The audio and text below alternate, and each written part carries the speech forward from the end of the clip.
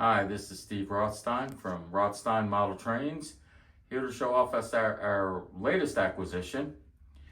We finally got the Kato Surfliner set.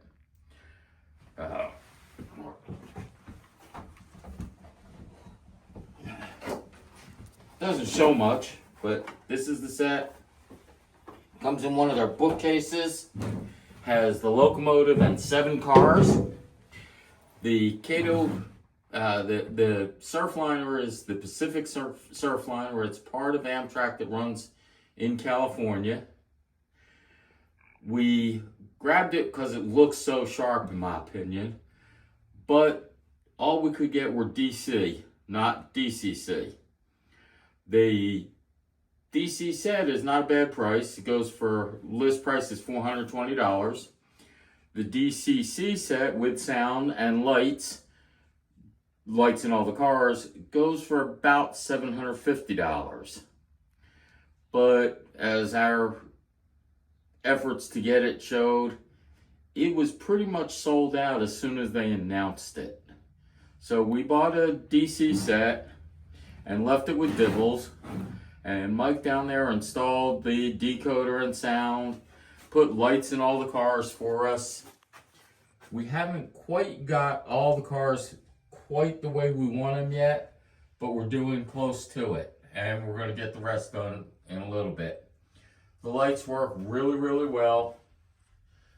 You can see the train. I think that the paint job's sharp.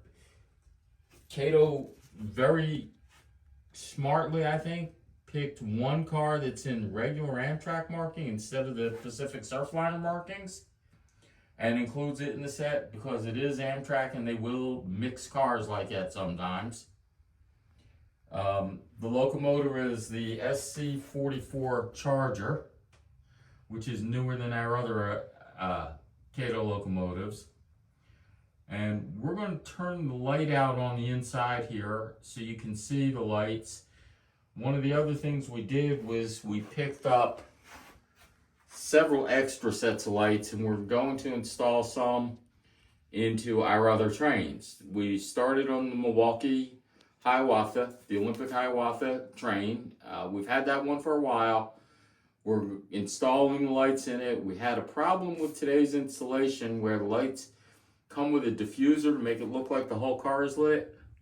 And we couldn't get that to fit without forcing and possibly breaking anything.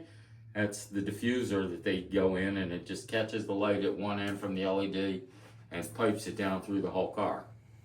So I'm gonna turn the track on, and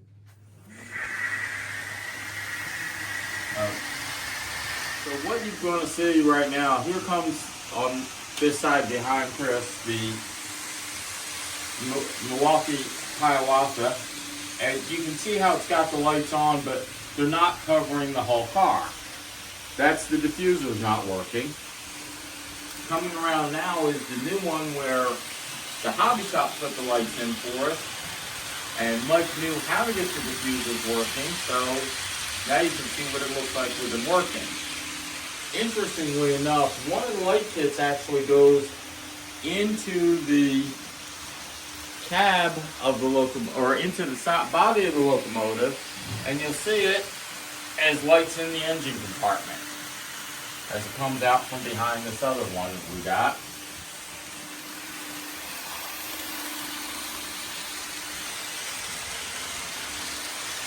The last one we have that we're showing and playing with today, we've had this one with lights for a while. This is the UP Excursion cars. And we have 4014 pulling it, old big boy. And we got to slow down a little just because it was going to interfere with showing the other trains. But we'll speed it up again in a minute. One of the neat parts about both the Surfliner and the Hiawatha is there's a decoder in the last car, so that if you turn the train around, let's get this one cut off, and you should see red lights on the back of the train right now. And when I flick it to reverse, they change to headlights. That takes a full decoder or a partial decoder, light control, in that car. And the same thing is true. No, the Milwaukee doesn't have the spot for it. Oh, okay, I'm sorry. Some of the other end cars have that capability also. We don't have lights installed yet, but the Chicago and Northwest, the 400-minute train in yellow and green. If you look at our old videos, that one's tail end car does that too. Murder, murder. There you go. Okay, so what we're going to do real quick is go through all the sounds that are stored on it. Of course, you hear the start up there and its whine and so on. There's the bell.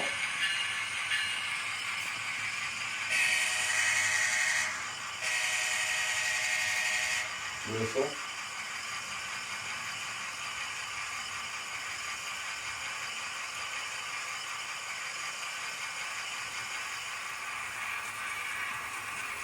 And that's about it on that train right now.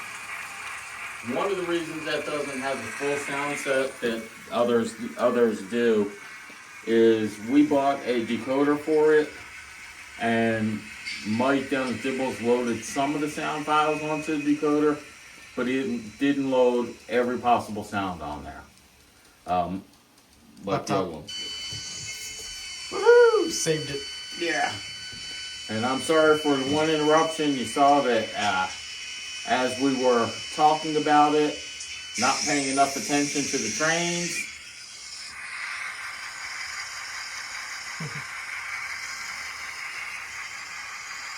I'll cut that.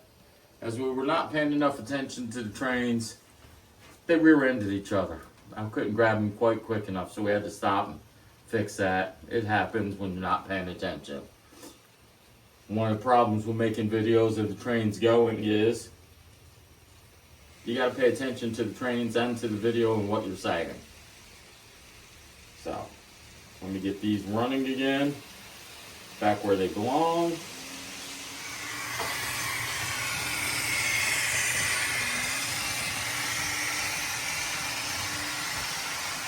And as you can see in the dark corners, the lights really stand out well.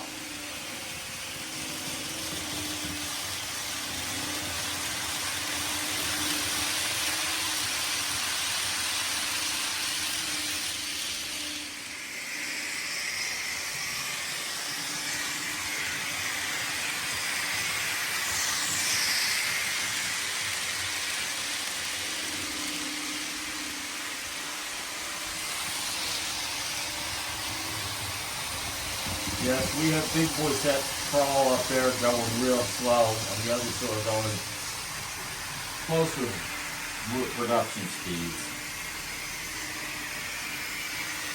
But that's what we did this week, how we spent our time past couple months waiting, working with Mike on getting the parts we needed and all to set that Surfliner up. I like it. I think it turned out well. We are going to be putting more decoders in it to get the lights to switch on and off on command. I'd really like, and we're going to talk to Mike, I'd like to see brighter headlights on it. And we were talking to him today. He pointed out the problem to us, which you couldn't see in the store. But the lights are kind of dim, and that's because of where the tubes are to catch the LED and bring it forward. As you can see in that shot, you should be able to see the real dim lights, headlights, and I'd like to see them better. But as always, that's our latest week. Had another collision because I'm talking.